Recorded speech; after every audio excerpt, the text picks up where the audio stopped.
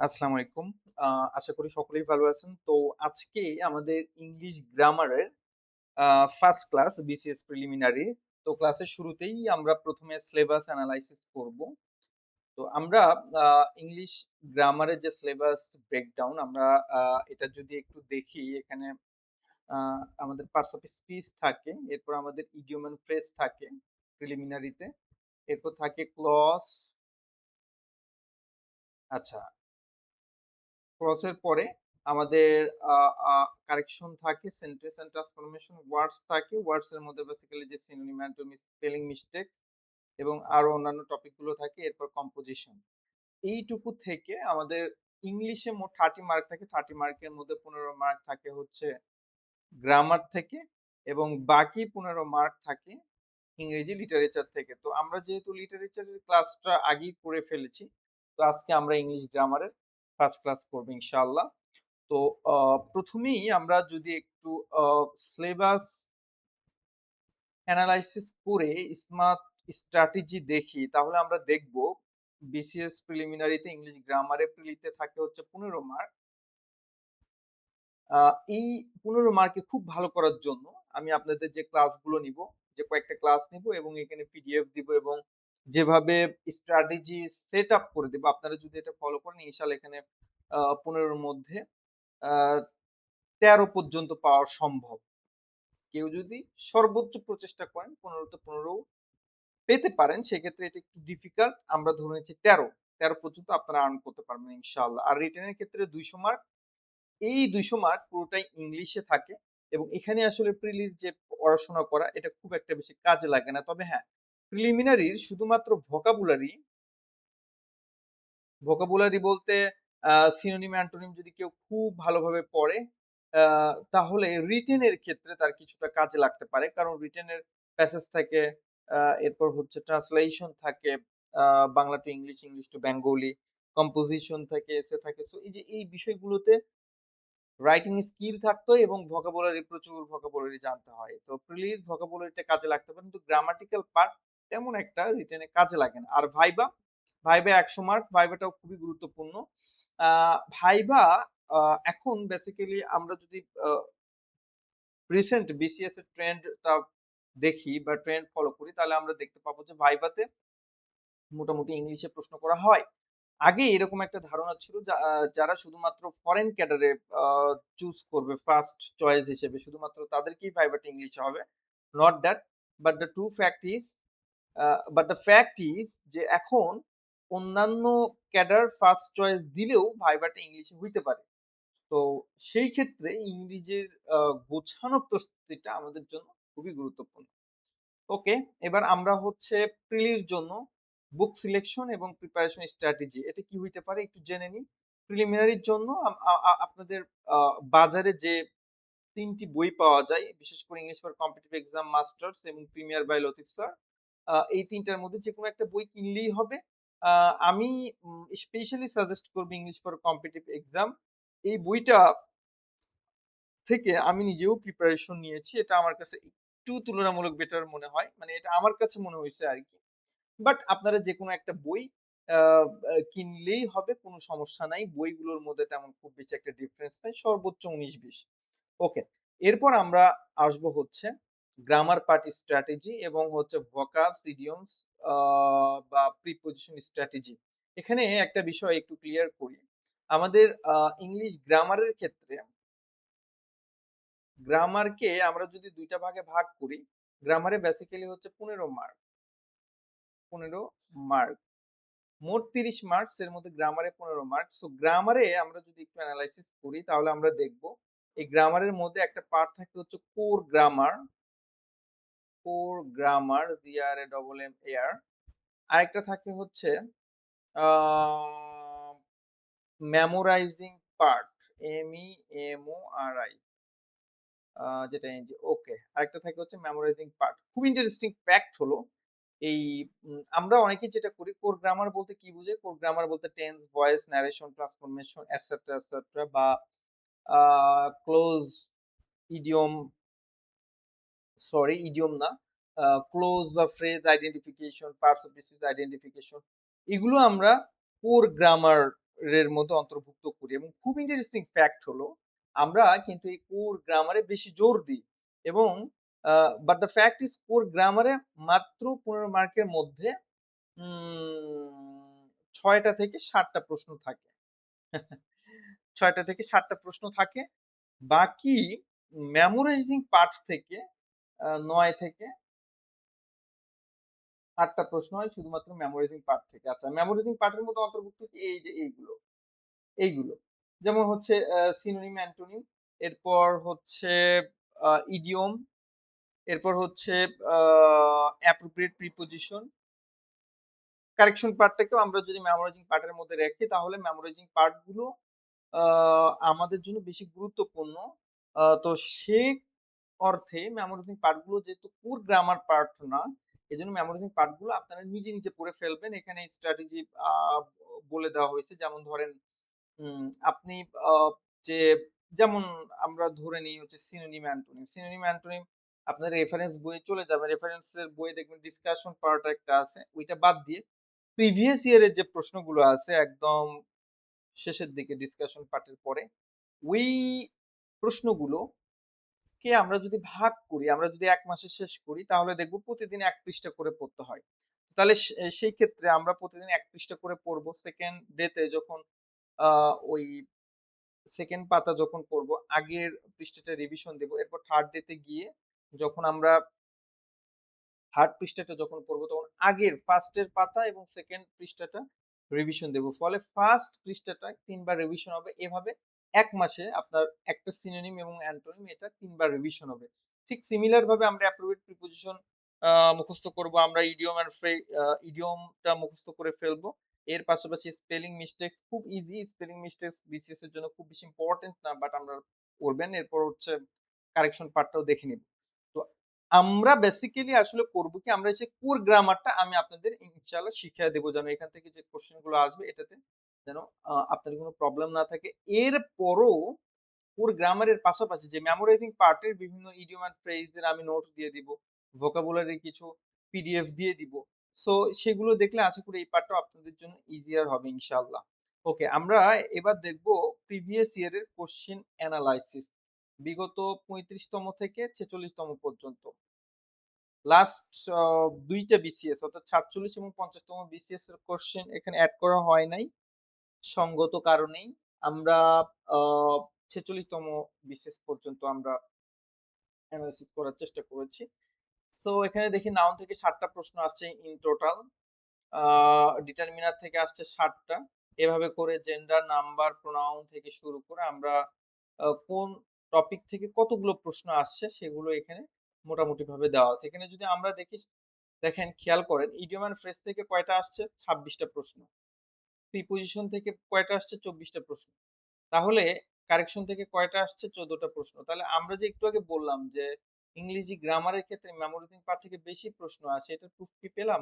এই যে যেমন অ্যাপ্রোপ্রিয়েট প্রিপোজিশন বা প্রিপোজিশন 24টা, ইডিয়ম এন্ড ফ্রেজ থেকে 26টা, কারেকশন থেকে 14টা। আপনি দেখেন অন্যান্য টপিক গুলো থেকে কয়টা প্রশ্ন আসছে, খুব বেশি কিন্তু প্রশ্ন আসে নাই। আরেকটা মজার বিষয় হলো এই যে মিনিংস থেকে যদিও রিসেন্ট ইয়ার গুলোতে বা রিসেন্ট বিসিএস গুলোতে তেমন কোনো প্রশ্ন আসছে না, 3টা বিসিএস আসে নাই, বাট এই মিনিংস থেকে মোট প্রশ্ন আসছে হচ্ছে 30টা। কাজেই এইগুলো আমাদের জন্য খুবই ইম্পর্টেন্ট টপিক। সিনোনিম অ্যান্টোনিম থেকে দেখেন 6টা, 19টা আসছে। স্পেলিং মিস্টেকস থেকেও আসছে হচ্ছে 10টা। তো আমরা যদি আহ, এগুলোকে টপিক সামারাইজ করি আসলে সব থেকে বেশি প্রশ্ন কোনটাতে আসছে। আচ্ছা, এখানে আরেকটা কথা বলি, এই ট্যাবল থেকে মোটামুটি আপনারা একটা আইডিয়া পাবেন যে আসলে আপনি যখন ইংলিশ গ্রামারের প্রিপারেশন নেবেন কোন টপিকে বেশি জোর দিবেন, কোন টপিকে কম জোর দিবেন, বা কোন টপিকটা আগে শুরু করবেন, কোন টপিকটা পরে শুরু করবেন। আচ্ছা, আমরা তাহলে এবার টপিক সামারি দেখি। আমরা দেখতে পেলাম যে ভোকাবুলারি থেকে আলটিমেটলি মোট প্রশ্ন আসছে হচ্ছে 45 মার্ক, ইডিয়ম এন্ড ফ্রেজ এখান থেকে আসছে 26 মার্ক, প্রিপোজিশন থেকে আসছে 24 মার্ক। তাহলে এই তিনটেই বেসিক্যালি হচ্ছে মেমোরাইজিং পার্টের অংশ। এবং খেয়াল করেন অন্যান্য গ্রামারের কোর গ্রামারের যে টপিক গুলো আছে সেইখান থেকে অনেক গুণ বেশি প্রশ্ন আসছে শুধুমাত্র এই মেমোরাইজিং পার্টস থেকে। আবার কারেকশন কেও আমরা যদি মেমোরাইজিং পার্টের মধ্যে ধরি, কারেকশন থেকে 14টা প্রশ্ন আছে। বাকি যে কোর গ্রামার এখান থেকে আসলে খুবই কম প্রশ্ন আসছে, খুবই কম প্রশ্ন আসছে, বাট এগুলো আমরা সমাধান করবো ইনশাআল্লাহ। তো আশা করি সিলেবাস সম্পর্কে এবং কোন টপিক থেকে কতগুলি প্রশ্ন আসে বিভিন্ন বিসিএস এ এগুলো সম্পর্কে একটা ক্লিয়ার ধারণা হইল।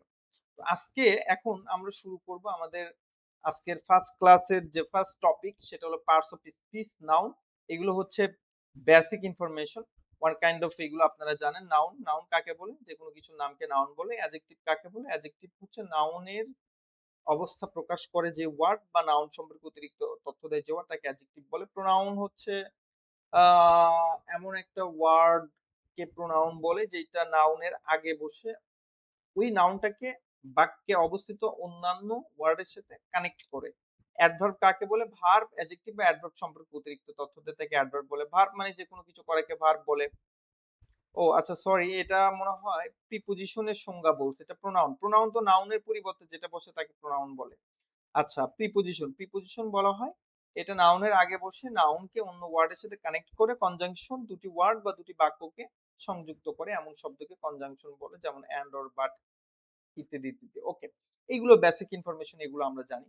আমরা মেইনলি যেটা করব, আমরা পার্টস অফ স্পিচ আইডেন্টিফিকেশন শিখব এবং প্রত্যেকটা পার্টস অফ স্পিচের যে ক্লাসিফিকেশন সেগুলো আমরা খুব সুন্দর মতো দেখবো ইনশাআল্লাহ। ওকে, ফার্স্ট অফ অল নাউন। আমরা জেনেছি যে নাউন আসলে যে কোনো কিছুর নামকে নাউন বলা হয়। তো নাউন বেসিক্যালি কোনো কোনো ব্যাকরণবিদদের মতে নাউন হচ্ছে গণনা করার ভিত্তিতে, অর্থাৎ নাউন গণনা করা যায় কি যায় না এর ভিত্তিতে নাউন দুই প্রকার। দুই প্রকার কি কি? একটা সেটা কাউন্টেবল নাউন, আরেকটা হচ্ছে আনকাউন্টেবল নাউন। আর যদি নাউনের অবস্থার উপর ভিত্তি করে কোনো কোনো ব্যাকরণবিদ বলেছে নাউন দুই প্রকার। একটা কি, একটা কনক্রিট নাউন, আরেকটা হচ্ছে অ্যাবস্ট্রাক্ট নাউন। তো কনক্রিট নাউনের মধ্যে আবার proper noun, common noun, collective noun এবং ম্যাটেরিয়াল নাউন অন্তর্ভুক্ত। আর অ্যাবস্ট্রাক্ট নাউন মোট 5 প্রকার। ওকে, আমরা তাহলে একটা একটা করে দেখি।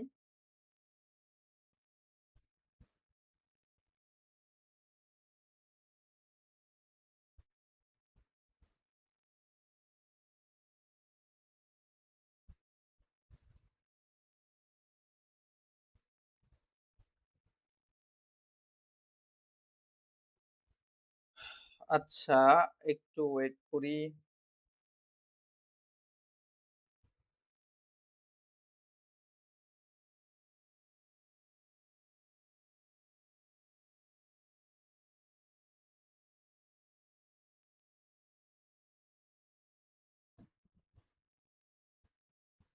ওকে, এখন আমরা দেখব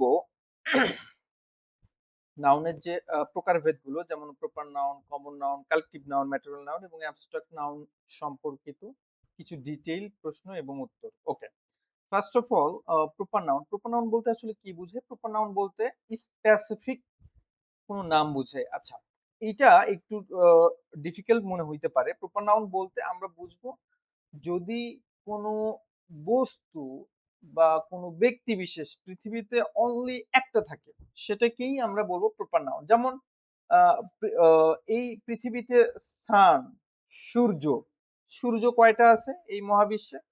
মানে আমাদের সৌরজগতে একটা, অতএব সান হচ্ছে একটা প্রপার নাউন। তারপর হচ্ছে যে কোনো স্পেসিফিক নাম, যেমন কাজী নজরুল ইসলাম, পৃথিবীতে কয়জন আছে? একজন আছে, তাহলে Kazi Nazrul Islam obviously proper noun. এরপর হচ্ছে ঢাকা, ঢাকা পৃথিবীতে কয়টা আছে? ঢাকা নামক শহর একটা আছে, তাহলে ঢাকা প্রপার নাউন। ঠিক একইভাবে পদ্মা রিভার, তাহলে পদ্মা রিভার বা পদ্মা পৃথিবীতে কয়টা আছে? একটা আছে, এই জন্য পদ্মা হচ্ছে প্রপার নাউন। তাহলে যে কোনো স্পেসিফিক নাম বলতে আমরা বুঝবো পৃথিবীতে যেই ব্যক্তি বা বস্তু বিশেষ অনলি একটা মাত্র এক্সিস্ট করে সেটাকেই আমরা প্রপার প্রপার নাউন বলি। যেমন এখানে কিছু এক্সাম্পল লেখা আছে: বাংলাদেশ, করিম, রবীন্দ্রনাথ, ঢাকা, দা পদ্মা, রোম, আফ্রিকা। ওকে, এবার আসা যাক হচ্ছে কমন নাউন। আমরা বেসিক্যালি যদি বইয়ের ভাষায় কমন নাউনের সংজ্ঞায়ন বুঝতে চাই, সেটা আমাদের জন্য একটু ডিফিকাল্ট হইতে পারে। এই জন্য আমরা যেটা করব, খুব সহজ ভাবে কমন নাউন বলতে এক্স্যাক্টলি কি বোঝায় সেইটা আমরা বোঝার ট্রাই করি। কমন নাউন বলতে বুঝাবে প্রপার নাউনের সমষ্টিকে। প্রপার নাউনের সমষ্টি কি এটা আমি একটু বলি। যেমন ধরেন যেমন ধরি ম্যান, ম্যান হচ্ছে একটা কমন নাউন। কেন কমন নাউন? আচ্ছা, এখন আমরা ম্যানকে যদি ভাঙি, অর্থাৎ মানুষ, যেমন রহিম, এরপর হচ্ছে প্লাস করিম, তাহলে খেয়াল করি রহিম এবং করিম দুইটাই কিন্তু প্রপার নাউন। তো প্রপার নাউনের সমষ্টি, প্রপার নাউনের সামষ্টিক নেম ম্যান বলবো না, তাহলে ম্যানটা হচ্ছে কমন নাউন। তাহলে আমরা কি বললাম, আবারও বলি, প্রপার নাউনের সমষ্টিকে বা প্রপার নাউনের সামষ্টিক নামকেই আমরা বলি কমন নাউন। অর্থাৎ কমন নাম, যেমন রহিমকেও ম্যান বলা যায়, করিমকেও ম্যান বলা যায়। ম্যান বললে স্পেসিফিক ভাবে কোন মানুষ এটা আমরা বুঝি না, অর্থাৎ ম্যান মনুষ্য জাতীয় সকল কিছুর একটা কমন নাম, এইটাকেই আমরা বলি কমন নাউন। আচ্ছা, তারপর হচ্ছে আমরা পড়লাম যে পদ্মা হচ্ছে কি, পদ্মা পদ্মা একটা নদীর নাম, এটা হচ্ছে প্রপার নাউন। আবার হচ্ছে মেঘনা, মেঘনা, MEG, আচ্ছা, মেঘনা, মেঘনা একটা কি নাউন, প্রপার নাউন। তাহলে পদ্মা এবং মেঘনা এই দুইটার সামষ্টিক নেমকে আমরা কি বলতে পারি, রিভার। তাহলে রিভার কি হলো, রিভার একটা কমন নাউন। এই ক্ষেত্রেও আমরা দেখতে পেলাম যে প্রপার নাউনের সামষ্টিক নাম হলো কমন নাউন। অর্থাৎ কমন নাম, পদ্মা এবং মেঘনার কমন নাম বা সাধারণ নাম কি, রিভার। কাজে রিভার একটা কমন নাউন। ঠিক একইভাবে আমরা যদি দেখি যেমন কোরআন, কোরআন একটা নির্দিষ্ট ধর্মগ্রন্থ, এটা একটা প্রপার নাউন। তারপর গীতা, গীতাও হিন্দু ধর্মাবলম্বীদের একটা নির্দিষ্ট ধর্মগ্রন্থ। সো এই দুইটার একটা কমন নাম কি, বুক। তাহলে বুক হলো কি, বুক হলো কমন নাউন। আচ্ছা, আমরা এই বিষয়টি কি বুঝতে পারলাম? ওকে, এটা হলো কমন নাউন। এবার আসা যাক হচ্ছে কালেকটিভ নাউন বলতে কি বোঝায়। কমন নাউন যেমন প্রপার নাউনের সামষ্টিক নেম, অর্থাৎ প্রপার নাউনের সমষ্টিকে আমরা বলি হচ্ছে কমন নাউন, ঠিক একইভাবে কালেকটিভ নাউন বলা হয় কমন নাউনের সামষ্টিক নামকে। যেমন আমরা যদি বলি আর্মি, আর্মি হচ্ছে একটা কালেকটিভ নাউন। আচ্ছা, আর্মি কেন কালেকটিভ নাউন হলো? আর্মির মধ্যে আর্মির মধ্যে কি কি কে কে থাকতে পারে, ম্যান থাকতে পারে। ম্যান মানে কি, মানুষ, অর্থাৎ ছেলে আর্মি থাকতে পারে, প্লাস মহিলা আর্মিও তো থাকতে পারে। মহিলা সৈন্য থাকে না, থাক- থাকে তো। ওম্যান, ওম্যান মানে মহিলা। তাহলে আমরা একটু বলি তো, ম্যান কি কমন নাউন না? ওম্যান কি কমন নাউন না? তাহলে কমন নাউন সামষ্টিক যে নেম, সেটা কি আমরা বলি কালেকটিভ নাউন। তার মানে আমরা যদি আরেকটু বুঝিয়ে বলি, যে আমরা একটু কি দেখলাম যে কমন নাউনকে ভাঙলে একাধিক প্রপার নাউন পাওয়া যায়, আবার প্রপার নাউনকে ভাঙলে কিন্তু কিছু পাওয়া যায় না। যেমন আপনি দেখেন যে সান, এটা একটা প্রপার নাউন। তো সানকে ভাঙলে কি অন্য কিছু পাওয়া যায়? বা বাংলাদেশ, বাংলাদেশকে ভাঙলে অন্য কোনো কিছু পাওয়া যায়? পাওয়া যায় না। প্রপার নাউন পৃথিবীতে একটাই এক্সিস্ট করে। আবার প্রপার নাউনের সমষ্টিকে আমরা বলি কমন নাউন। যেমন হচ্ছে একটু আগে দেখলাম রহিম এবং করিম, এই দুইটার সামষ্টিক নেম হচ্ছে ম্যান। আবার পদ্মা মেঘনা সামষ্টিক নেম হচ্ছে রিভার। তাহলে প্রপার নাউনের সামষ্টিক নাম বা সমষ্টিকে আমরা বলি কমন নাউন, আবার কমন নাউনের সমষ্টিকে আমরা বলি কালেকটিভ নাউন। আচ্ছা, এখানে একটা প্রশ্ন করছেন যে ভাইয়া, যে আসলে কালেকটিভ নাউনের মধ্যে তো আসলে প্রপার নাউনও থাকতে পারে। হ্যাঁ, থাকতে পারে, বাট এটা সাধারণভাবে বোঝার জন্য দেখেন যে আর্মি, ম্যান, ওম্যান মিলে হচ্ছে কি আর্মি। তার মানে আর্মিকে কালেকটিভ নাউনকে ভাঙলে আমরা একাধিক কমন নাউন পাবো। আবার হ্যাঁ, এটাও ঠিক যে কমন নাউনকে ভাঙলে, যেমন ম্যান, ম্যান যেমন রহিম, রহিম মানে তো একজন মানুষের নাম। আবার ধরেন হচ্ছে সালেহা, সালেহা তো একটা মহিলার নাম। তাহলে সালেহা, রহিম, এটা একবার প্রপার নাউন না? তো হ্যাঁ, কালেকটিভ নাউন ভাঙলে কমন নাউনও পাওয়া যায়, প্রপার নাউনও পাওয়া যায়। কিন্তু এটা কেন পাওয়া যায় এটা বলি, এটাই তো আমি বুঝালাম যে দেখেন যে কমন নাউনের সামষ্টিক নামকেই আমরা বলি কালেকটিভ নাউন। তো কমন নাউনের সামষ্টিক নাম যদি কালেকটিভ নাউন হয়, তাহলে কমন নাউনকে ভাঙলে তো আমরা এর আগে, আমরা একটু আগে দেখলাম যে কমন নাউনকে ভাঙলে তো প্রপার নাউন পাওয়া যাবেই। ওকে, বোঝা গেল বিষয়টা? তাহলে কালেকটিভ নাউন আমরা কিন্তু বইয়ের সংজ্ঞা মুখস্থ করে বা মনে রেখে কিন্তু আসলে এই জিনিসগুলো বোঝাটা একটু টাফ। এই জন্য আমরা টেকনিক্যালি বোঝার এবং মনে রাখার চেষ্টা করবো। এখানে আরেকটা বিষয়, কমন নাউন এবং কালেকটিভ নাউনে খুব বেশি প্রবলেম হয় অনেক ক্ষেত্রে আইডেন্টিফিকেশনের ক্ষেত্রে। সেজন্য আমরা যেটা, আপনারা যেটা করবেন, আপনাদের কাছে যে রেফারেন্স বই থাকুক না কেন, ওই রেফারেন্স বইয়ে ডিসকাশন পার্টে কালেকটিভ নাউন নামক যে পোরশন আছে, ওইখান থেকে কালেকটিভ নাউনগুলো একটু কষ্ট করে মুখস্থ করে ফেলবেন। কয়েকবার দেখলেই মনে পড়ে যাবে বা মনে হবে, প্লাস আমার এই যে আমাদের এই সূত্রটা অ্যাপ্লাই করে মনে রাখার ট্রাই করবেন। এর বাহিরে যে নাউন গুলো থাকবে বেসিক্যালি সেইগুলোই অধিকাংশ ক্ষেত্রে কমন নাউন হবে। কাজেই তাহলে এই কমন নাউন এবং কালেক্টিভ নাউনের মধ্যে আর কোনো আপনাদের আশা করি কোনো প্রবলেম থাকবে না। তো আমরা একটু এক্সাম্পল গুলো দেখি কালেক্টিভ নাউনের, যেমন army, audience, crowd, committee, fleet, jury, team, police, cattle. আমরা যদি দেখি প্রত্যেকটা ওয়ার্ড, এখানে যে কালেক্টিভ নাউন গুলো আছে প্রত্যেকটা ওয়ার্ডকে ভাঙলে কিন্তু আমরা একাধিক কমন নাউন পাবো। যেমন ধরেন কমিটি, কমিটিকে ভাঙলে সেখানে ম্যান থাকতে পারে কমন নাউন, উম্যান থাকতে পারে কমন নাউন, আবার সেখানে বয় থাকতে পারে, গার্ল থাকতে পারে, সব কমন নাউন। আচ্ছা, তারপর জুরি, জুরি মানে একটা সভা, তো সবাই তো ম্যান উম্যান সবাই থাকতে পারে কমন নাউন সামষ্টিক। ঠিক একইভাবে army, audience, team, police, cattle, cattle মানে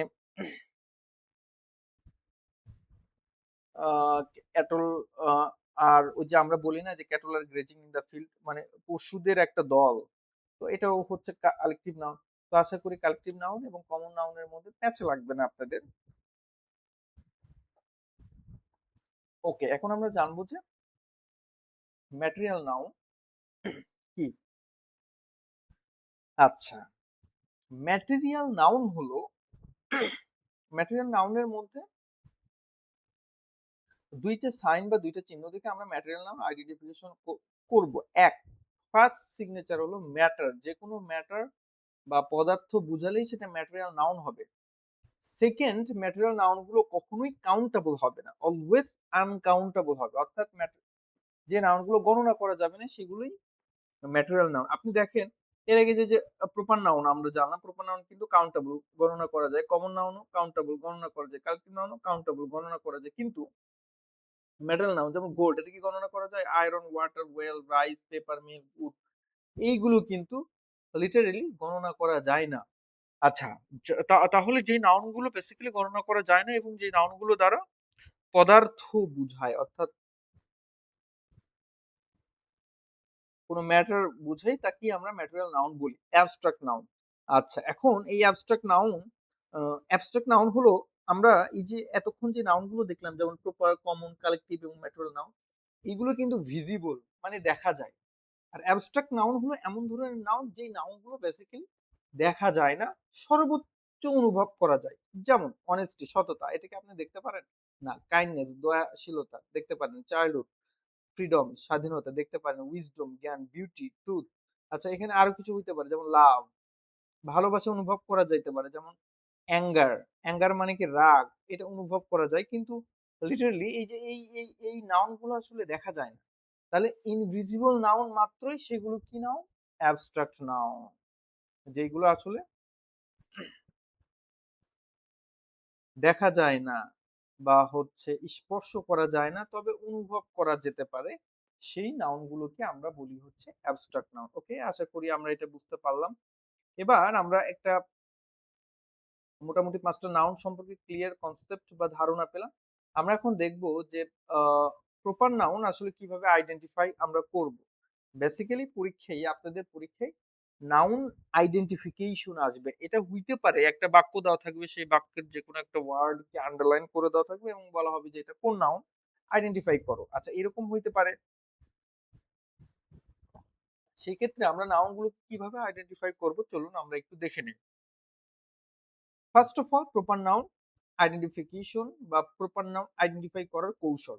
প্রথমেই আমরা যে জিনিসটা দেখব, প্রপার নাউন আমরা জানি প্রপার নাউন অলওয়েজ ক্যাপিটাল লেটারের হয়, অর্থাৎ কোন একটা বাক্যের মধ্যে যদি দেখেন কোন একটা লেটার, আচ্ছা, একটা ওয়ার্ড, মানে ইংরেজি যে কোনো বাক্য শুরু করার সময় শুরুতে অর্থাৎ সাবজেক্ট পজিশনে যে ওয়ার্ডটা থাকে সেটা তো ক্যাপিটাল লেটারে হয়, এটা আমরা জানি। কিন্তু যদি একটা বাক্যের মাঝেও যদি কোনো একটা ওয়ার্ড ক্যাপিটাল লেটারে থাকে তাহলেই আমরা ধরে নিব সেটা হচ্ছে কি noun, proper noun. Proper noun capitalization অর্থাৎ ক্যাপিটাল লেটারে লেখা হয়, সেটা থেকে আমরা বুঝে নেব মোটামুটি এটা প্রপার নাউন। ওকে, এরপর প্রপার নাউন স্পেসিফিক ভাবে কোনো বিষয়বস্তু বুঝাবে, যেমন অ্যামাজন, অ্যামাজন মানে স্পেসিফিক অ্যামাজন জঙ্গলকেই বুঝায়। কিন্তু আপনি দেখেন ম্যান, ম্যান মানে কি স্পেসিফিক কোনো মানুষকে বুঝায়? যদি আমি বলতাম বয়, বয় মানে স্পেসিফিক মানুষকে বুঝায়। তারপর যদি বলতাম গার্ল, গার্ল মানে পৃথিবীতে লাখ লাখ হাজার হাজার গার্ল আছে, স্পেসিফিক কাকে বুঝায় এটা আমরা বুঝি না। এই জন্য এগুলো হচ্ছে কমন নাউন। এই জন্য এগুলো হচ্ছে কি, এইগুলো হচ্ছে কমন নাউন, যেগুলো আমরা একটু আগে জানলাম। কিন্তু প্রপার নাউন স্পেসিফিক ভাবে বুঝাবে, অর্থাৎ ওই জিনিসটা পৃথিবীতে একটা এক্সিস্ট করবে। থার্ড আরেকটা জিনিস, প্রপার নাউনের আগে কখনোই আর্টিকেল বসে না। আর্টিকেল বলতে বিশেষ করে এ এবং এন প্রপার নাউনের আগে বসে না। যেমন আই মিট সারা, আমরা কি কখনো বলি যে আই মিট এ সারা বা আই মিট অ্যান্ড সারা? এগুলো কিন্তু বলি না। তাহলে প্রপার নাউনের আগে কখনো আর্টিকেল বসবে না। যদি দেখেন আর্টিকেল আছে তাহলে ধরে নেবেন যে ওইটা প্রপার নাউন না। তবে হ্যাঁ, তবে হ্যাঁ, একটা গুরুত্বপূর্ণ বিষয় হলো কিছু কিছু জায়গায় প্রপার নাউনের ক্ষেত্রে আর্টিকেল বসে। তবে আর্টিকেল হিসেবে এ এন বসে না, শুধুমাত্র দা বসে। সেগুলো কি? যেমন হচ্ছে সমুদ্র, যেমন হচ্ছে মহাসমুদ্র, ওশান, যেমন হচ্ছে নিউজ পেপার, যেমন হচ্ছে কিছু চাষ, যেমন হচ্ছে মাউন্টেন রেঞ্জেস, যেমন হচ্ছে পবিত্র গ্রন্থ, স্কেয়ার্ড বুকস। এই এগুলোর আগে আর্টিকেল হিসেবে দা বসে, যেমন the Padma, the daily star. ওকে, এগুলো ডিফারেন্ট কেসেস। আচ্ছা, এরপর প্রপার নাউন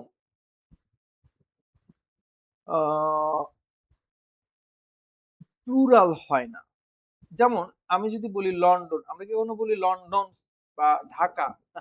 ঢাকা তো প্রপার নাউন। আমরা কি বলি ঢাকাজ বা বাংলাদেশি বা বাংলাদেশ? এইগুলো তো আসলে প্লুরাল হয় না, কারণ প্রপার নাউন মানেই তো পৃথিবীতে স্পেসিফিক, অর্থাৎ একটা এক্সিস্ট করবে, সেটা প্রপার নাউন। কাজেই প্রপার নাউনের কখনো প্লুরাল হয় না। এই সিম্পটমস বা এই সাইন বা এই সিম্বলস গুলো দেখে আমরা বুঝবো যে ওই ওয়ার্ডটা প্রপার নাউন। ওকে, এখানে এখানে দুইটা প্রশ্ন দেওয়া আছে, আমরা একটু সলভ করি। যেমন which of the following is a proper noun? Rabindranath, car, rain, fast.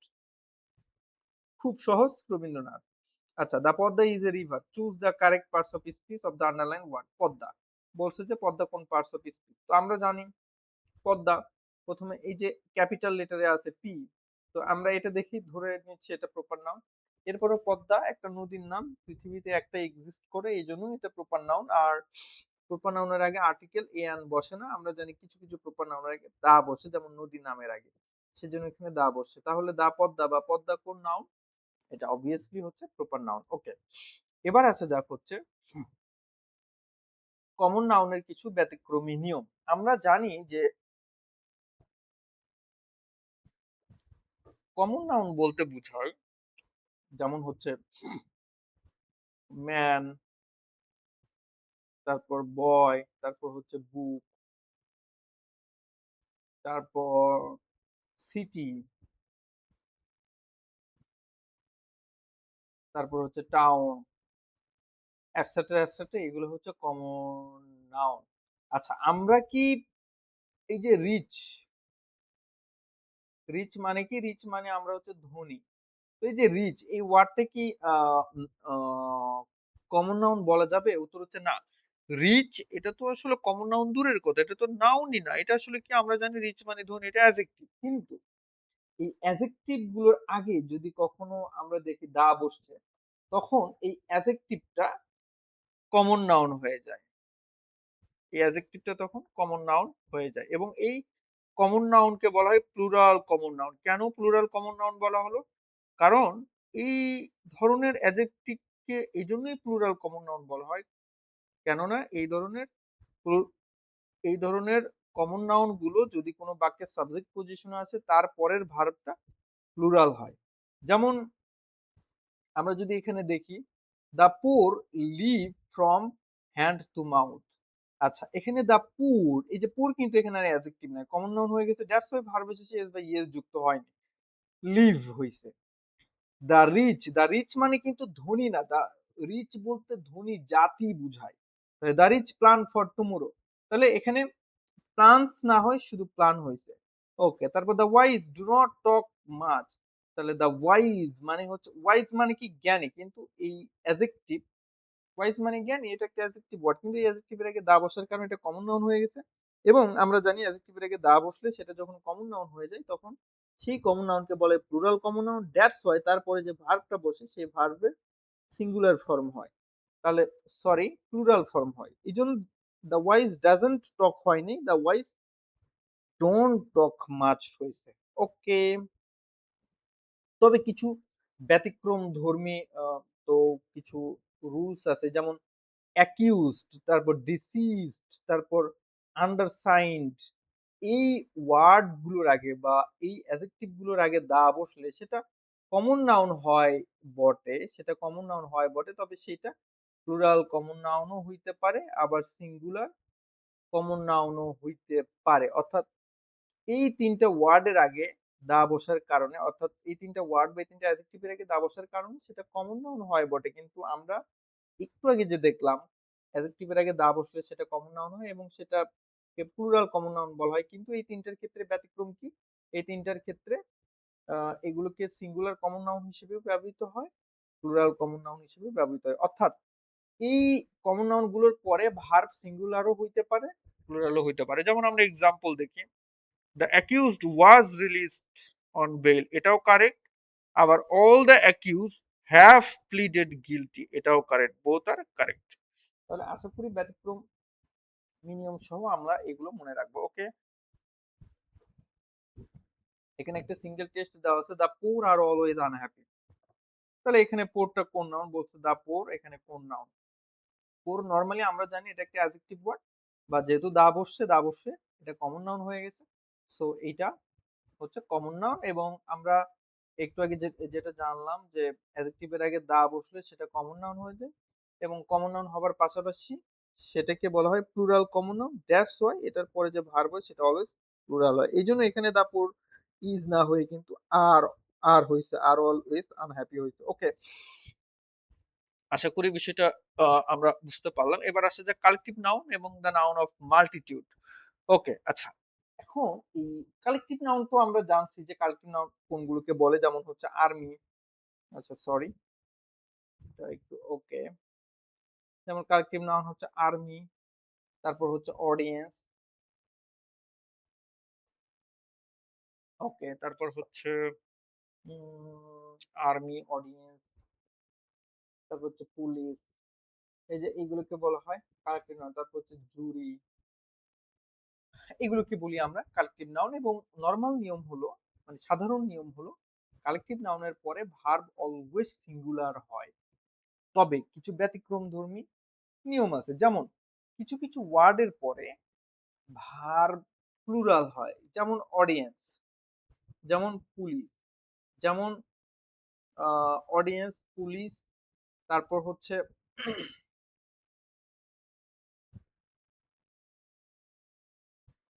আচ্ছা, অডিয়েন্স, পুলিশ, আরো কিছু কিছু ওয়ার্ড এই মুহূর্তে মনে পড়ছে না, আমরা একটু রেফারেন্স বই থেকে দেখে নিব। তো এই ওয়ার্ড গুলোর পরে ভার্ব হচ্ছে প্লুরাল হয়, ভার্ব হচ্ছে প্লুরাল হয়।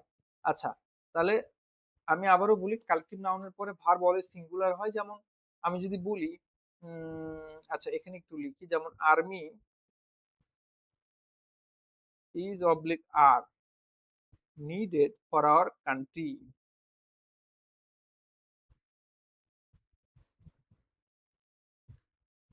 এখানে আমরা যদি দেখি army is oblique are needed for our country, এখানে আসলে ইসি সিঙ্গুলার, এখানে তাহলে ইজ হবে না আর হবে? উত্তর হচ্ছে ইজ হবে, যেহেতু আর্মি কালেকটিভ নাউন, এজন্য আমরা জানি কালেকটিভ নাউনের পরে অলওয়েজ ভার্ব সিঙ্গুলার হয়, দ্যাটস ওয়াই এখানে ইজ হবে। কিন্তু কিছু কিছু কালেকটিভ নাউনের পরে ভার্বের প্লুরাল ফর্ম হয়, যেমন অডিয়েন্স, যেমন পুলিশ।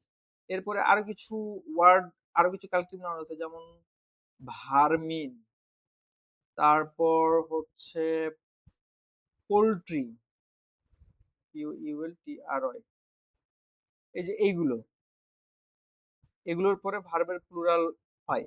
আচ্ছা, এটা একটা ব্যতিক্রমী নিয়ম। আরেকটা ব্যতিক্রমী নিয়ম আছে, কালেকটিভ নাউন গুলো অনেক সময় যদি ভাগ হয়ে যায় বা কালেকটিভ নাউনের মাঝে বিভক্তি বুঝায়, তখন সেই কালেকটিভ নাউনের পরে ভার্বের প্লুরাল হয়, এটাকে বলা হয় নাউন অফ মাল্টিটিউড। যেমন আমি এটা বোঝানোর জন্য একটা বলি, যেমন কমিটি, দিস কমিটি,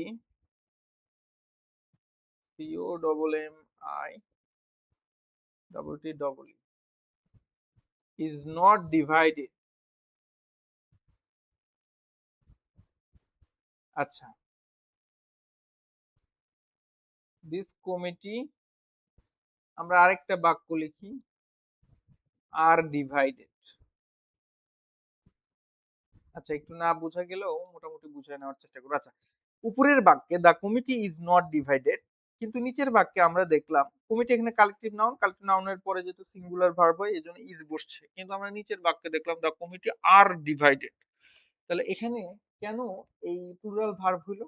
কারণ হচ্ছে এটা একটা নিয়ম যে কালেক্টিভ নাউন গুলো যখন ভাগ হয়ে যায়, অর্থাৎ কালেক্টিভ নাউন গুলোর মধ্যে যখন মতবিরোধ দেখা যায় বা অপিনিয়ন এক হয় না তারা, তখন সেই ক্ষেত্রে ভার্বটা সিঙ্গুলার না হয় প্লুরাল হয়। দ্যাটস হোয়াই নিচের বাক্যে দ্য কমিটি ইজ না হয়ে আর হয়েছে দ্য কমিটি আর ডিভাইডেড।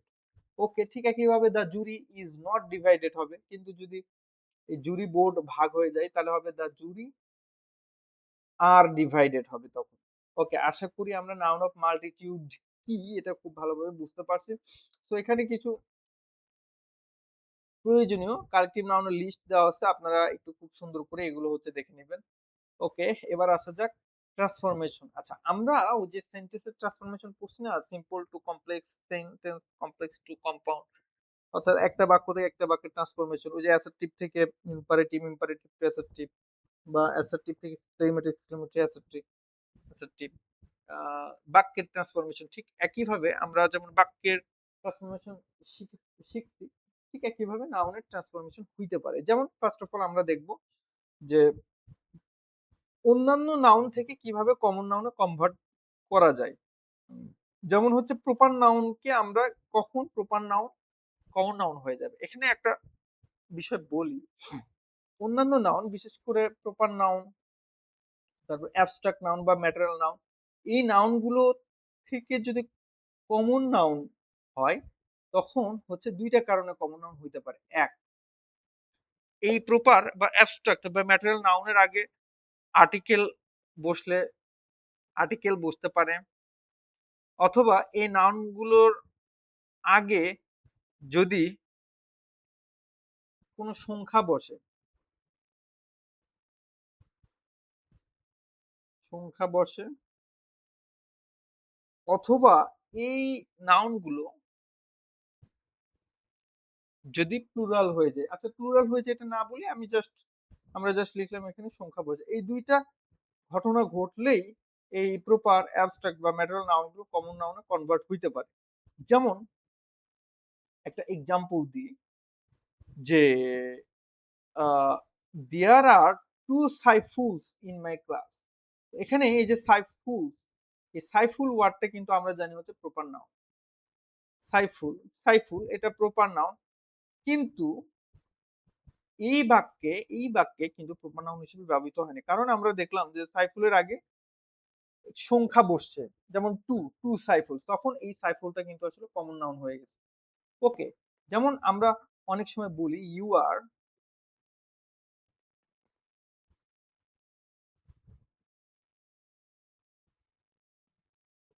আচ্ছা, you are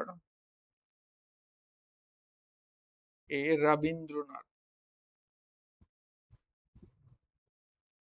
you are a Rabindranath, তাহলে রবীন্দ্রনাথ নিচে আন্ডারলাইন। তো এখন পরীক্ষিত যদি এটাই আসে যে আচ্ছা রবীন্দ্রনাথ বানান ভুল, আচ্ছা ভুল হইলেও আপনারা ধরে নিন, কোনো সমস্যা নাই। আচ্ছা, এটা তো রবীন্দ্রনাথ লিখছি আর কি। তো ইউ আর এ রবীন্দ্রনাথ, তো এই রবীন্দ্রনাথের নিচে আন্ডারলাইন করা আছে, 99% ছেলে মেয়ে কি লিখে দেওয়া আছে প্রপার নাউন, করছে তো ভুল। তো এখানে তাহলে দেখতে হবে যে আসলে নাউনের যেটা ট্রান্সফরমেশন হয় এটার আগে আর্টিকেল আছে কিনা। আমরা দেখতে পাচ্ছি যে রবীন্দ্রনাথ আর্টিকেল আছে, সো দ্যাটস হোয়াই এটা হচ্ছে কি কমন নাউন। বিষয়টা কি বুঝতে পারছো? আচ্ছা, একজন প্রশ্ন করছেন যে ভাই তাহলে কিছু কিছু স্পেসিফিক প্রোপানাউনের আগে যে আর্টিকেল বসে, যেমন দা পদ্মা, দা মেঘনা, দা যমুনা, দা প্রথম আলো, দা ডেইলি স্টার, এগুলো কি তাহলে? আচ্ছা, এগুলোর ক্ষেত্রে আমি বলি ওইখানে কিন্তু আমরা বলছি যে প্রোপানাউন কমন নাউন হইতে পারে এর আগে আর্টিকেল বসলে। আর্টিকেল বলতে স্পেসিফিক ভাবে এ অথবা অ্যান বসবে, নট দা। আর দা বসলে তো আসলে তুলনা করা বুঝায় না ওই ক্ষেত্রে, যেমন দা নজরুল, দা পদ্মা। কিন্তু এই ক্ষেত্রে দেখেন তুলনা করা বোঝাচ্ছে you are a Rabindranath, you are a Rabindranath মানে কি তুমি রবীন্দ্রনাথের মতো, তাহলে রবীন্দ্রনাথের সাথে ইউ এর একটা তুলনা করা বুঝায়নি? তাহলে এই জন্য এটা হচ্ছে কমন নাউন। তাহলে প্রপার নাউনের আগে আর্টিকেল বসলে কখন কমন নাউন হবে? এক, ওই আর্টিকেল বসার ফলে যদি ওই প্রপার নাউন দ্বারা তুলনা বা কম্পারিজন করা বোঝায় তখন সেটা কি হবে? কমন নাউনে পরিণত হবে। কিন্তু যদি তুলনা বা কম্পেয়ার করা না বোঝায়, যেমন the Padma is a big river. এই বাক্যে পদ্মা নদীকে, যেমন আচ্ছা আমি একটু লিখেই দেখাই, the Padma is a big river. তো এখানে পদ্মা নিচে আন্ডারলাইন করা আছে। এখন এটা কি আসলে কমন নাউন হবে? তো আমরা তো শিখলাম যে প্রপার নাউনের আগে আর্টিকেল বসলে সেটা কমন নাউন হয়ে যায়। সেক্ষেত্রে পদ্মা কি কমন নাউন হবে না? হবে না। কারণ আমরা এটাও শিখলাম যে আসলে প্রপার নাউনের আগে আর্টিকেল বসলেই যে সেটা কমন নাউন হবে তা নয়। যদি সেটা দ্বারা তুলনা করা বোঝায় তখন সেটা কমন নাউনে পরিণত হবে। যেমন the Padma is a big river, এটা দ্বারা কিন্তু আসলে কম্পেয়ার করা বোঝাচ্ছে না, এই জন্য এটা দা পদ্মা প্রপার নাউনে হবে। কিন্তু ইউ আর এ রবীন্দ্রনাথ এই বাক্যে রবীন্দ্রনাথ এইটাকে কিন্তু কম্পেয়ার করা বোঝাচ্ছে একজন ব্যক্তির সাথে, কাজে এখানে কম্পেয়ার করা বুঝেছে এবং আর্টিকেল বসছে, দ্যাটস ওয়াই এটা হচ্ছে কমন নাউনে কনভার্ট হয়ে গেছে। ওকে, অ্যাবস্ট্রাক্ট নাউন কিভাবে কমন নাউন হইতে পারে? যেমন আমরা জানি যে কাইন্ডনেস, হ্যাঁ, আচ্ছা এখানে আমি লিখি একটু, kindness, kindness is kindness is very necessary, kindness is very necessary. তো কাইন্ডনেস আন্ডারলাইন করে দেওয়া থাকলে এটাকে তখন আমরা বলবো অ্যাবস্ট্রাক্ট নাউন। কিন্তু যদি এরকম থাকে, দ্য কাইন্ডনেস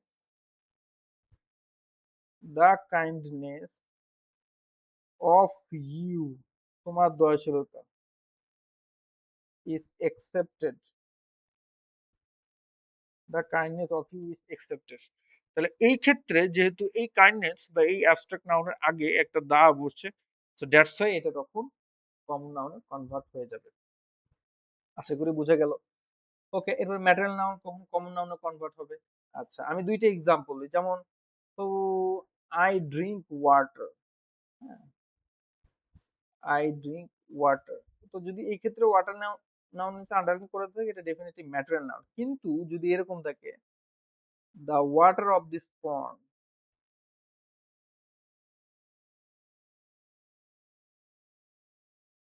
ইজ ক্লিয়ার, তো এখানে ওয়াটারনেস আন্ডারলাইন করলে তখন এই ওয়াটারটা কমন নাউন। কারণ কি আমরা শিখছি যে আসলে এই যে প্রপার হোক, অ্যাবস্ট্রাক্ট হোক বা ম্যাটেরিয়াল হোক, এগুলো কমন নাউনে তখনই কনভার্ট হয় যখন এই নাউন গুলোর আগে হয় আর্টিকেল বসে না হলে সংখ্যা বসে। তাহলে ওয়াটার, ওয়াটার আগে কি বসছে? নিচের বাক্যে আর্টিকেল বসছে, দ্যাটস ওয়াই এটা কিন্তু আসলে তখন আর ম্যাটেরিয়াল নাউন থাকে না, এটা কমন নাউনে কনভার্ট হয়েছে। এবার আমরা দেখব কমন নাউন কিভাবে অ্যাবস্ট্রাক্ট নাউনে কনভার্ট হইতে পারে। আচ্ছা এখানে একটা এক্সাম্পল দিই, যেমন ফাদার,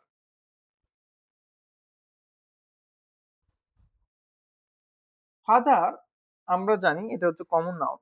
কিন্তু যদি এরকম হয়, the father in you,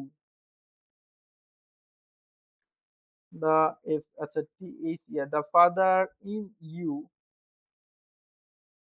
is so cute, মানে তোমার মধ্যে, আচ্ছা C O U T cute, এটার মানে হলো the father in you is so cute, মানে হচ্ছে তোমার মধ্যে যে বাবা সুলভ আচরণ এটা অনেক সুন্দর। তো এই ক্ষেত্রে ফাদার এর নিচে আন্ডারলাইন দিলে তখন কিন্তু এটা কমন নাউন নয়, এটা অ্যাবস্ট্রাক্ট নাউনে কনভার্ট হবে। কারণ এখানে ফাদার আগে দা বসানোর ফলে আসলে ওইটা অ্যাবস্ট্রাক্ট নাউনে বা এটাকে বলা হয় হচ্ছে, আমরা বলি না যে মাতৃত্ব বা পিতৃত্ব, এটা পিতৃত্ব বুঝাইছে।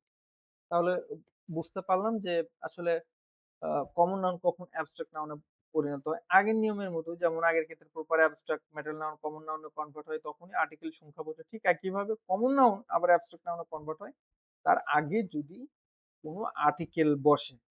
আশা করি আমরা বুঝতে পারলাম। এই হলো মোটামুটি নাউনের প্রকারভেদ এবং তার ডিটেইল এবং নাউনের ট্রান্সফরমেশন। একটা কথা বলি আপনাদের, পরীক্ষায় কিন্তু নরমালি এই নাউনের ট্রান্সফরমেশন থেকে বেশি প্রশ্ন আসে প্রতিযোগিতামূলক পরীক্ষায়, কারণ এইখানেই আসলে সবাই ভুল করে আসলে দেখে এসে।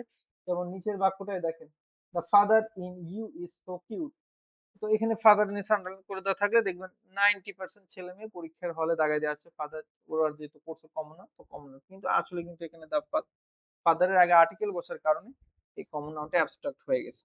তো এইগুলো আমাদের কিন্তু বুঝে বুঝে সর্ট আউট করতে হবে এবং সলভ করতে হবে। ওকে, এবার আসা যাক হচ্ছে ডিটারমিনার এন্ড হচ্ছে কোয়ান্টিফায়ার। তো ডিটারমিনার বলতে কি বুঝায় এটা আমি একটু বলি। ডিটারমিনার আসলে বেসিক্যালি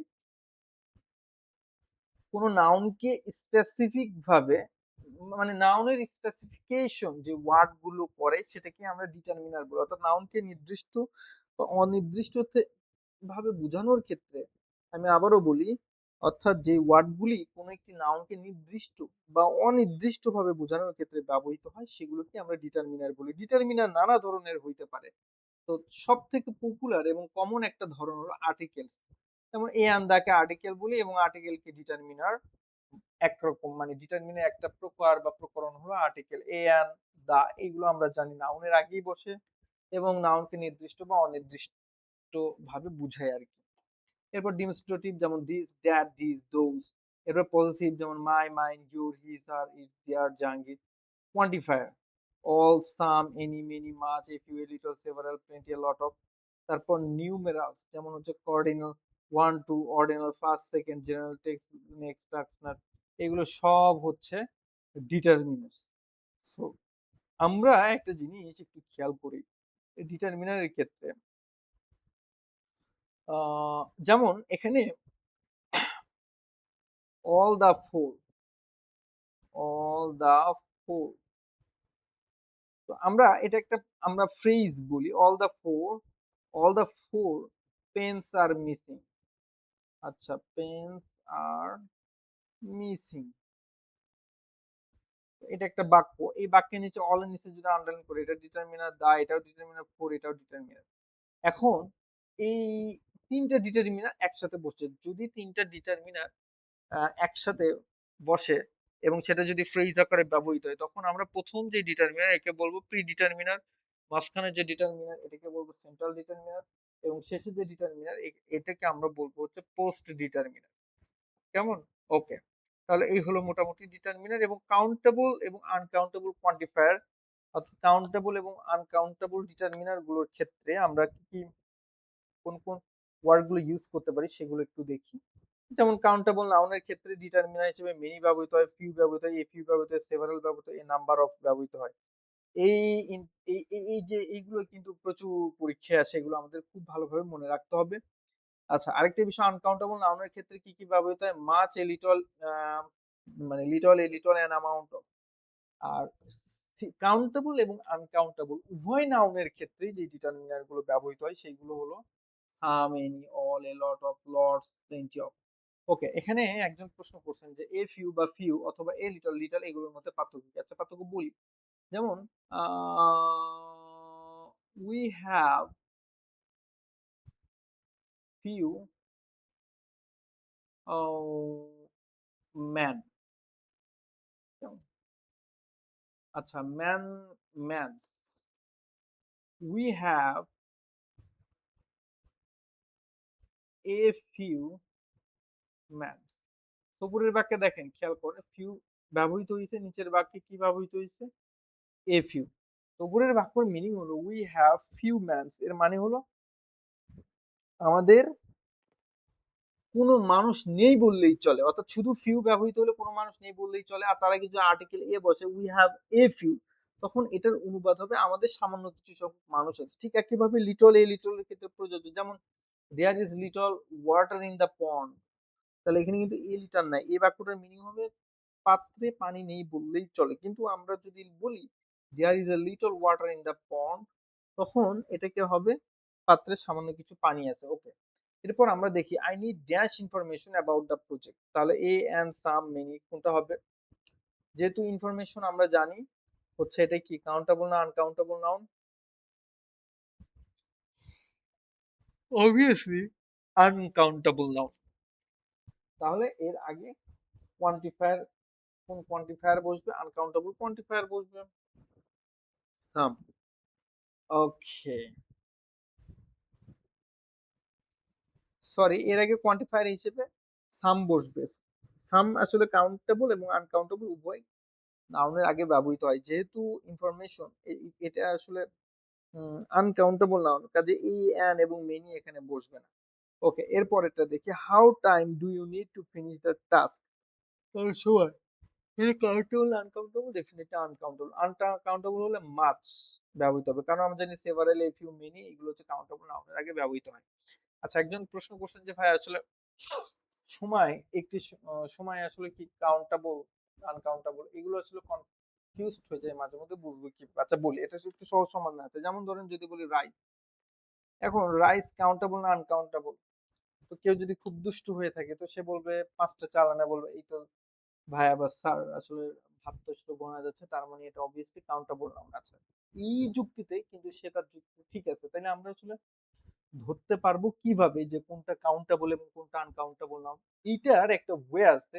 ওয়েটা হলো এইরকম: কোন একটা ওয়ার্ডের আগে আমরা 1 2 3 4 5 6 7 ইত্যাদি ইত্যাদি নাম্বার যোগ করবো। তো নাম্বার যোগ করে যদি আমরা ওই ওয়ার্ডটা শুনতে আরাম লাগে বা অপ্রাসঙ্গিক বা অবাস্তব বা এটাকে কি বলবো, অস্বাভাবিক, মানে অস্বাভাবিক না বুঝাই, ভালো শোনায়, তখন আমরা সেটাকে আমরা বলবো হচ্ছে কাউন্টেবল নাউন। আর যদি অস্বাভাবিক বুঝায় সংখ্যা বসানোর পরে বা স্বাভাবিক না শোনায়, তখন আমরা সেটাকে বলবো হচ্ছে কি, আনকাউন্টেবল নাউন। যেমন আমরা যদি বলি ম্যান, ম্যান কাউন্টেবল না আনকাউন্টেবল? আমরা ম্যানের আগে 1 2 3 4 5 6 বসাইতো, যেমন a man, 1 man, 2 man, 3 man, 4 man.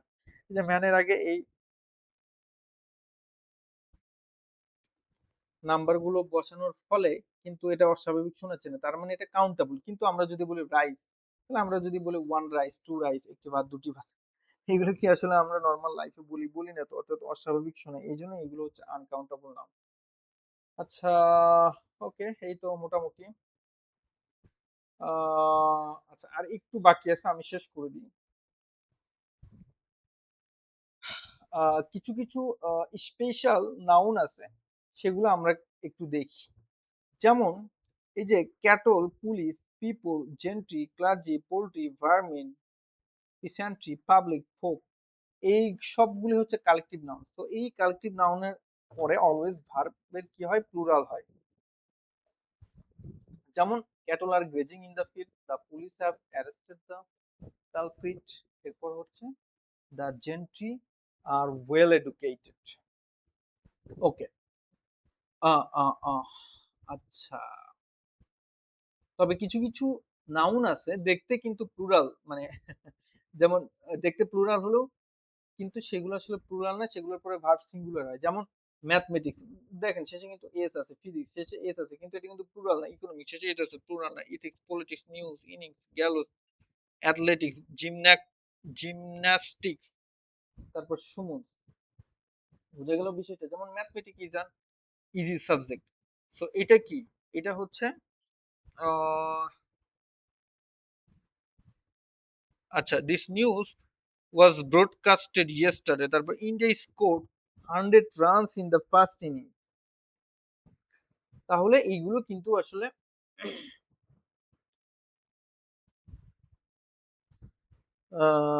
দেখতে প্লুরাল হলেও এগুলো আসলে প্লুরাল নাউন, এগুলো সিঙ্গুলার নাউন, এবং দ্যাটস ওয়াই এগুলো ভার্ব। এজন্য এর পরে ভার্ব গুলো সিঙ্গুলার হয়। আচ্ছা, এখানে ফরেন অরিজিন কিছু ওয়ার্ডস বা প্লুরাল রুলস আছে। যেমন হচ্ছে ডেটা, মিডিয়াম, কারিকুলাম, ব্যাকটেরিয়াম, এগুলো plural form data, media, curricula, bacteria. দেখেন এখানে একটা কথা বলি, আমরা নর্মাল যখন ডেটা, মিডিয়া ইউজ করি তখন আমরা হয়তো ভাবি এগুলো হচ্ছে সিঙ্গুলার, কিন্তু এগুলো কিন্তু আসলে প্লুরাল নাউন। কেমন? ওকে, আচ্ছা, এগুলো জাস্ট এই ছক বা এই চারটা একটু দেখে নেবেন কষ্ট করে। এরপর হচ্ছে উম, এখানে বেশ কিছু হচ্ছে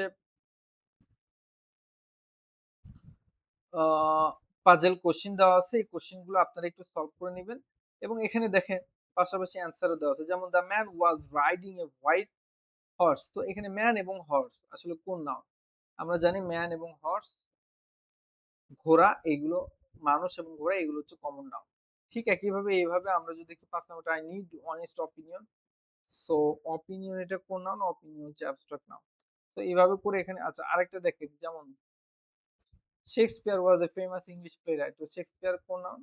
ডেফিনেটলি শেক্সপিয়ার হচ্ছে প্রপার নাউন, এবং প্লে রাইট হচ্ছে কমন নাউন। সো এগুলো দেওয়া আছে, এগুলো জাস্ট একটু আমরা সুন্দর করে দেখে রাখবো। এই হলো মোটামুটি নাউন সম্পর্কিত আলোচনা। আজকের পুরো ক্লাসে আমরা বিসিএস প্রিলিমিনারির যে 15 মার্কের প্রশ্ন আছে গ্রামার থেকে, সেটা নিয়ে আলোচনা করেছি। প্রিভিয়াস ইয়ারের যে প্রশ্নগুলো, সেই প্রশ্নগুলোর ডিটেইল বা ডেটাগুলো আমরা দেখিয়েছি, এবং পাশাপাশি আজকে যে ফার্স্ট ক্লাস, এই ক্লাসগুলো আমরা ডিটেইলে আলোচনা করেছি। আশা করি উম আর কোনো প্রবলেম হবে না এই টপিক গুলো থেকে। এর পাশাপাশি রেফারেন্স বই থেকে ডিসকাশন পাচ্ছ। আপনারা প্রিভিয়াস ইয়ার এর কোশ্চেন গুলো সলভ করবেন। এর বাহিরে আশা করা যায় কোনো প্রশ্ন আসবে না ইনশাআল্লাহ। ওকে, আজকে এ পর্যন্তই। সকলেই ভালো থাকবেন। আল্লাহ হাফেজ।